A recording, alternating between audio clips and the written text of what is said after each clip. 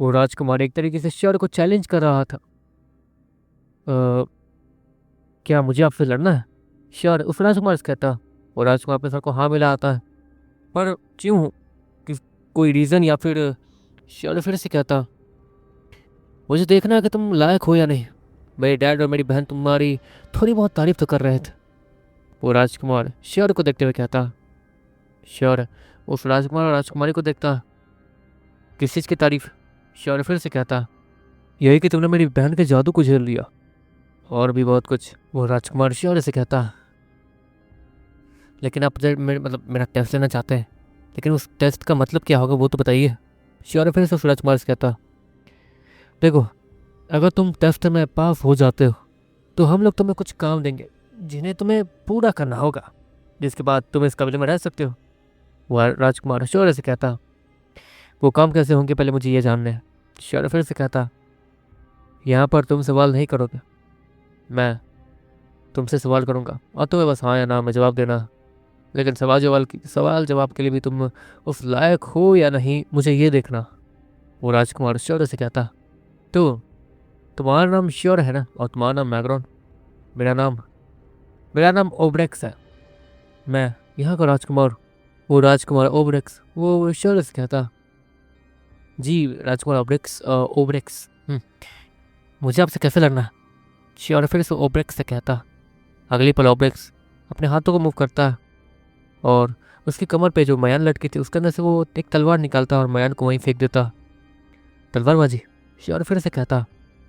वो ओब्रेक्स अपने सर को हाँ मिलाता, पर मुझे तलवारबाजी ज़्यादा नहीं आती। श्योर नॉर्मली कहता।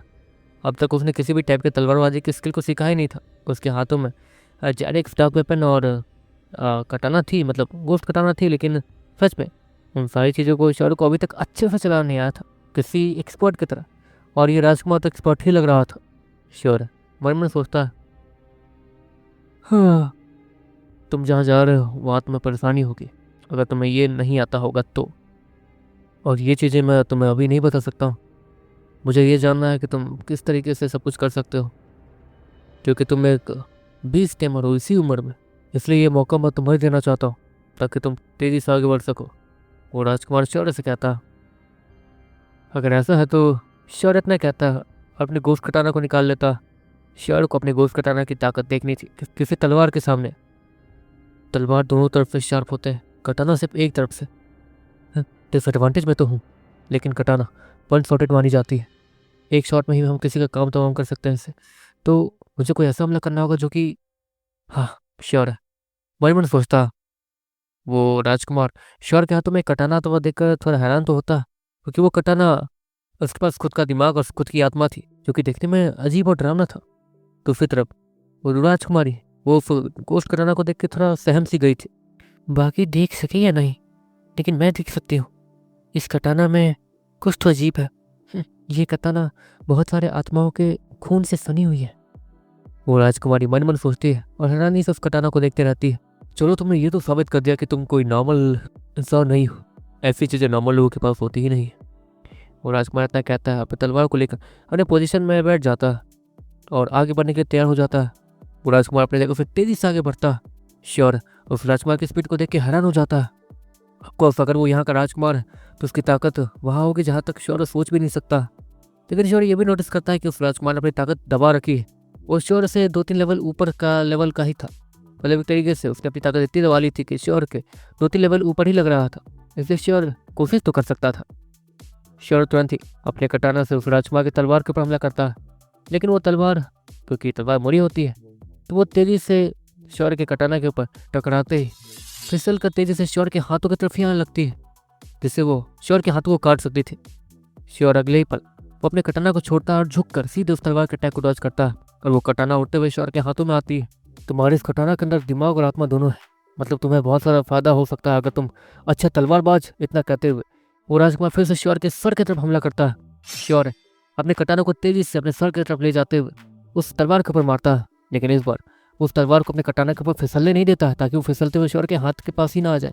वो उस कटाना को ऊपर ले जाकर अपने सर को नीचे करता है और अपने कटाना के ठीक ऊपर जो वो तलवार थी उसे ऊपर की तरफ फेंकता है, जिससे उस राजकुमार का हाथ वो ऊपर की तरफ फ्लिप हो जाता है। श्योर तुरंत ही वहीं से अपने कटाना को नीचे घुमाकर गोल घूमता और अपने कटाना से सीधे उस राजकुमार के पेट की तरफ हमला कर देता। इससे पहले कि वो हमला राजकुमार के पेट पे लग पाता, वो राजकुमार अपने जगह से गायब हो जाता और पीछे चला जाता। उसने बीच में अपनी असली ताकत का इस्तेमाल किया था और श्योर के हमले से बच गया था। श्योर नॉर्मली अपनी जगह पे खड़ा होता है। ऑफकोर्स अगर उस राजकुमार अपनी असली ताकत का इस्तेमाल किया है, असली ताकत का, तब तो श्योर ही जीत गया। मान गया तुम्हें, लेकिन तुम्हारे पास अब भी कोई तलवार की या फिर कोई कटाना की स्किल नहीं है, जिसकी वजह से तुम अब भी बहुत पीछे हो। वो राजकुमार श्योर से कहता, हाँ वो तो है, मैं कोशिश कर रहा हूँ एक तलवार वाली कटाना, मतलब कुछ भी एक स्किल लेने की कोशिश तो कर रहा हूँ मैं। श्योर है स्माइल के साथ कहता, पर आपने भी तो किसी टाइप की स्किल्स का इस्तेमाल नहीं किया। श्योर है वो भी राजकुमार से कहता, अगर मैं अपनी स्किल का इस्तेमाल करता तो तुम्हें परेशानी होती। मुझे बस तुम्हारी काबिलियत देखनी थी, क्योंकि तुम्हारी काबिलियत अच्छी है तो अपनी बराबरी वाले इसको अच्छे से संभाल सकते हो। लेकिन मैं तुमसे 2-3 लेवल ऊपर था, फिर भी तुमने मुझे संभाल लिया। लेकिन शायद तुमने कुछ चीज़ों को नोटिस नहीं किया। वो राजकुमार इतना कहता है, अगले ही पल श्योर उसके फोल्डर से खून निकलना शुरू हो जाता है। श्योर का दूसरे फोल्डर, उसके पाँव और उसके हाथों से भी खून निकलना शुरू हो जाता है। ये क्या? श्योर हैरानी से उस राजकुमार को देखते हुए कहता, बिना स्किल का इस्तेमाल किए ये सब कुछ कर पाना तो इम्पॉसिबल लग रहा था। और तो और श्योर को जहाँ जहाँ चोटें लगी थी वो चोटें देख के लगाई गई थी, जैसे कि अगर वो चोटें और भी ज़्यादा नीचे जाती तो श्योर की जान को खतरा हो सकता था, उसकी नसें कट सकती थी, बहुत कुछ। वो चोटें बस श्योर को दर्द पहुंचाने के लिए थी और कुछ नहीं। वो राजकुमार श्योर के बगल से जाने लगता, मुझे लगता कि ये अभी तैयार है। वो राजकुमार वो महाराज से कहता। अगले पल उस राजकुमार को कुछ महसूस होता, वो पीछे पलटता है जहाँ पर मैग्रॉन वो एक नॉर्मल भी तलवार लेके खड़ा था। राजकुमार बुरा मत ना माने तो मैं भी अगर श्योर के साथ रहूँगा, जो कि मैं रहता हूँ हमेशा, अगर आप इसे कहीं भेज रहे हैं तो मैं भी साथ में जाऊँगा। तो आपको नहीं लगता कि आपको मेरा भी टेस्ट लेना चाहिए? श्योर वो मैग्रॉन को देखता। मैग्रॉन वो उस राजकुमार से कहता। बदले में वो राजकुमार अपनी तलवार को बस निकालता है और देखते देखते वहाँ पर कुछ आवाज़ें आती हैं, जो कि छोटी मोटी सी आवाज़ें थी। देखते देखते वो राजकुमार अपनी आंखें फाड़े मैग्रॉन को देखने लगता। वो महाराज वो राजकुमारी दोनों खड़े हो गए थे। मैग्रॉन वो अब भी अपनी जगह पर सही सलामत खड़ा था। अच्छा ठीक है, तुम काबिल हो, लेकिन तुम्हारे दोस्त अब भी उतना काबिल नहीं है। हमें जो काम करवाना है वो कोई छोटा मोटा मिशन नहीं होगा। वो राजकुमार मैग्रॉन से कहता, हमने कब कहा कि हम आपकी मदद करेंगे? हमें तो आपकी मदद करने का कोई शौक ही नहीं है, क्योंकि जब तक हमें हमारा फ़ायदा भी नहीं दिखेगा, मतलब बस रहना ये कोई फ़ायदा तो नहीं है। रहने के लिए तो हम लोग जंगल में भी रह सकते हैं। मैग्रॉन स्माइल के साथ कहता। तो तुम्हें क्या चाहिए? बदले में मैग्रॉन वो श्योर को देखता है, जैसे श्योर उसे क्या बोलना है वो बोले। वो राजकुमार श्योर को देखता। श्योर अपनी उंगली को सीधे राजकुमारी की तरफ पॉइंट कर देता, जिसके बदले में वो राजकुमार उसे गुस्से से देखने लगता। अरे नहीं नहीं, राजकुमारी नहीं, मुझे राजकुमारी से कुछ काम है, मुझे वो काम करवाना है बस। श्योर को जब ये पता चला कि वो सभी उसे कैसे देख रहे हैं, इसलिए वो सारी चीज़ें जल्दी जल्दी क्लियर कर देता। सभी को ये लग रहा था कि उसे राजकुमारी चाहिए। वो काम क्या? वो राजकुमार श्योर से कहता, मेरे दोस्त के बॉडी के ऊपर एक सील है, जिससे उसे तोड़ना। हाँ ऐसे मुझे लगता है कि वो सील कोई तोड़ पाएगा, लेकिन फिर भी श्योर नॉर्मली कहता, मेरी बहन कोई ऐसा काम नहीं है जो कि नहीं कर सकती। तुम्हारे दोस्त के ऊपर मौजूद वो सील वो पक्का टूटेगी, बस तुम लोगों को हमारा काम करना होगा। वो राजकुमार स्माइल के साथ कहता और दोबारा से अपनी जगह पे जाकर बैठ जाता। देखिए हमें नहीं पता कि हमें मिशन पे कब जाना है, लेकिन जाने से पहले हमें थोड़ा ताकत तो होना होगा। क्या आपके पास किसी ऐसे बेस्ट की लोकेशन है जहाँ पर हम लोग जाके अपनी कम से कम ताकत बढ़ा लें? श्योर उस राजकुमार और महाराज को देखते हुए कहता। वो राजकुमार और वो महाराज एक दूसरे के चेहरे को देखते हैं। एक ऐसा है, लेकिन वो कोई बीस्ट नहीं, वो डायनासोर।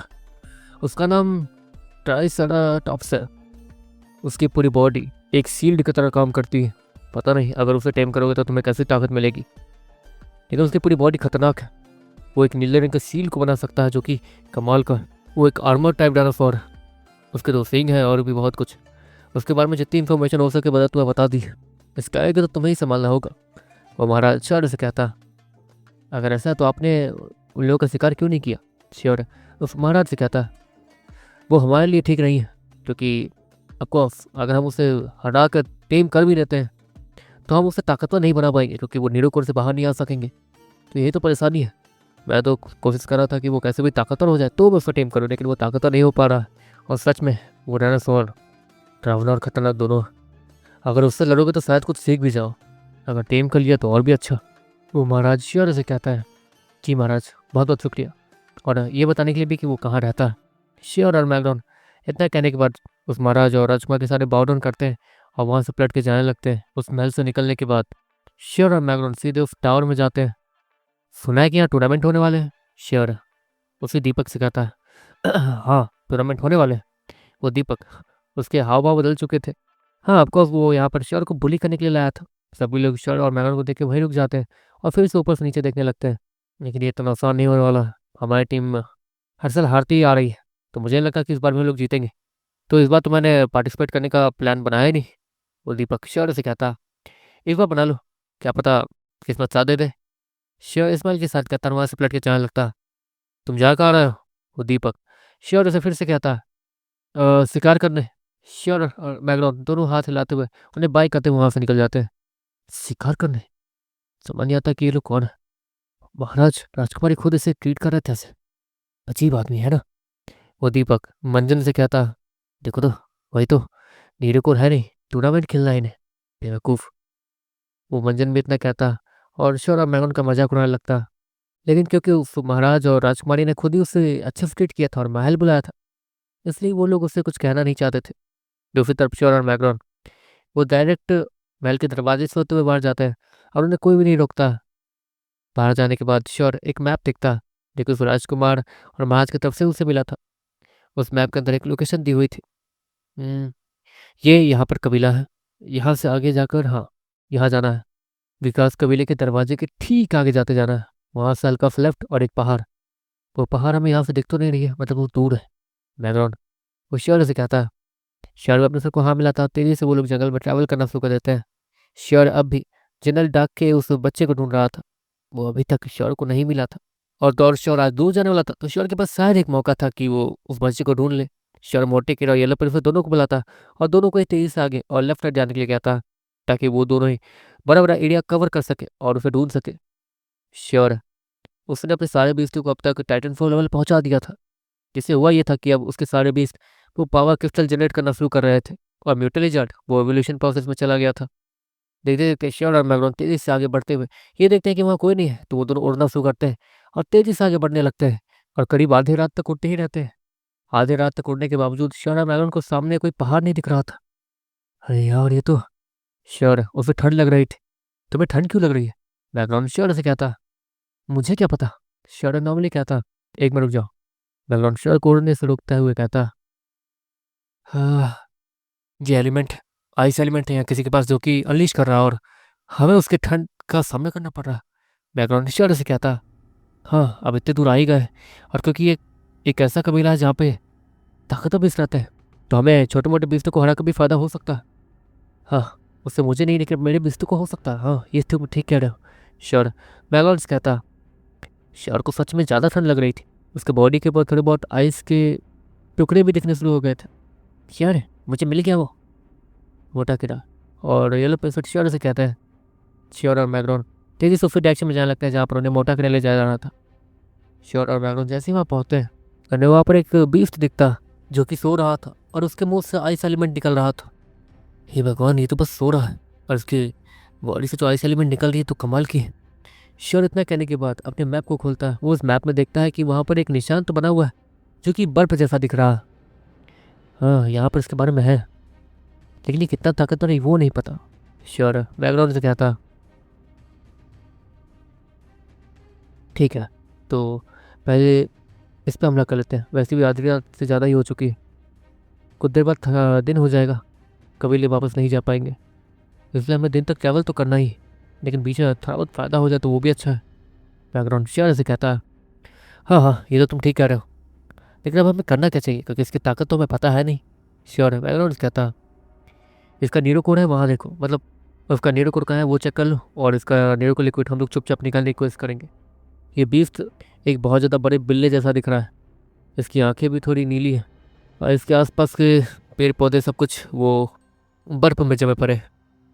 बैकग्राउंड श्योर से कहता है वो तो मुझे भी दिख रहा है, लेकिन इसमें नया क्या है? श्योर बैकग्राउंड से कहता हो सकता है कि ये उस फेज में हो जहाँ पर ये एक एलिमेंटल बॉस बनने वाला हो।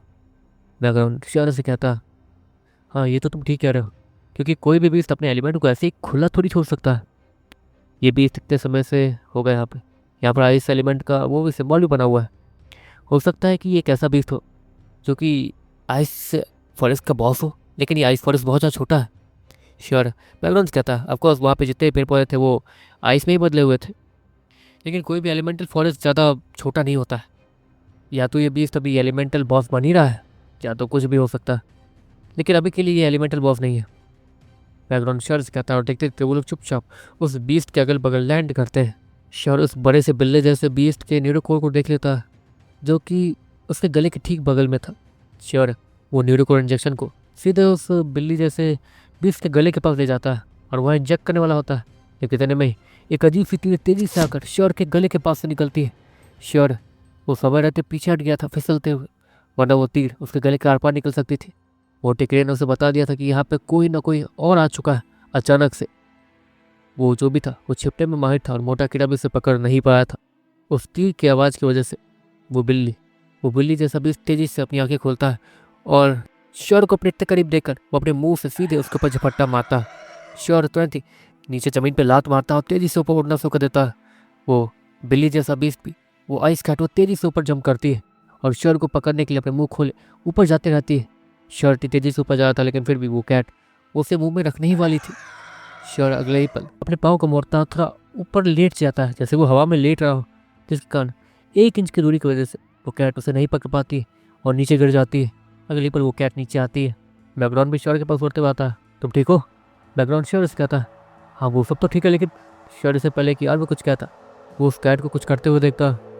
वो बड़ी सी कैट अपने मुंह को खोलती है और उसके मुंह में एक आइस एलिमेंट जमा हो रहा था जो कि आसपास की ठंडी हवा को अपने मुंह में खींच रहा था। अगले ही पल वो कैट तेजी से अपने मुंह से बहुत ज़्यादा आइस एलिमेंट को रिलीज़ करती है और वो आइस एलिमेंट सीधे श्योर और मैग्राउंड से जाकर टकरा जाता है। श्योर और मैग्राउंड की पूरी बॉडी के ऊपर आइस दिखने लगती है। वो दोनों तेज़ी से उड़ते हुए पीछे जाकर गिरने लगते हैं। वो कैट जैसा बीस्ट भी तेज़ी से श्योर और मैग्राउंड को नीचे गिरता हुआ देखकर वहीं पहुँचने लगता है। लेकिन वो कैट जैसे ही वहाँ पहुँचता है वहाँ पर कोई भी नहीं था जहाँ पर श्योर और मैग्राउंड को गिरना चाहिए था। वो कैट करीब 5 मिनट तक वहाँ पर श्योर और मैग्राउंड को ढूंढता है और वहाँ से पलट के चला जाता है। दूसरी तरफ श्योर और मैग्राउंड वो एक गड्ढे के नीचे थे। हे भगवान, ये तो श्योर वो ठंड से कांपते हुए कहता। फायर प्रिंसेस ब्रिजेन वो दोनों ही वो आग जला रहे थे। एक तरीके से वो लोग आग जलाने वाले बन गए थे श्योर और मैग्राउंड के कारण। दिमाग है तुम्हारे अंदर? वो एक फॉरेस्ट बॉस था और तुम उससे नीरो के लिक्विड को लेने के लिए इतनी आसानी से चले गए, बेवकूफ़। वो फायर प्रिंसेस श्योर से कहती है अरे वहाँ तो कोई था नहीं ना, तो फिर लेकिन वो तीर किसका था? श्योर हैरानी से कहता किसी भी एलिमेंटल बॉस के पीछे बहुत सारे लोग पड़े रहते हैं, तो हो सकता है कि वहाँ पर कोई हंटर छिपा हो और वो हंटर अपनी चीज़ों को तुम्हारे हाथ जाते हुआ थोड़ी देखेगा। वो प्रिंसेस श्योर से कहती है मतलब फायर फॉरेस्ट में भी ऐसे लोग मिलेंगे जो कि श्योर इतना कहते हुए चुप हो जाता। नहीं, फायर फॉरेस्ट में कोई भी नहीं बच सकता। मेरी मम्मा समय समय पर फायर एलिमेंट को कुछ ज़्यादा ही बढ़ा देती है, जिससे होता यह है कि हमारी फायर फॉरेस्ट के अंदर इतनी ज़्यादा फायर एलिमेंट फैलती है कि किसी के पास अगर फायर एलिमेंट हो भी तो वो भी चल के राख हो जाता है, क्योंकि उसकी फायर एलिमेंट ज़्यादा ताकतवर नहीं है और उसे बचा नहीं सकती है। फायर प्रिंसेस श्योर से कहती है समझ गया। श्योर नॉर्मली कहता क्या समझ गई? वो प्रिंसेस फिर से श्योर से कहती है यही कि पहले उस हंटर को देखते हैं।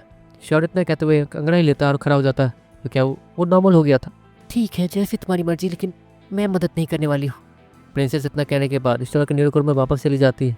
रात के समय ठंड और भी ज़्यादा बढ़ जाती थी और वहाँ हवा में चारों तरफ ठंडी ठंड फैली हुई थी। श्योर और मैग्राउंड धीरे धीरे वापस बाहर निकलते हैं।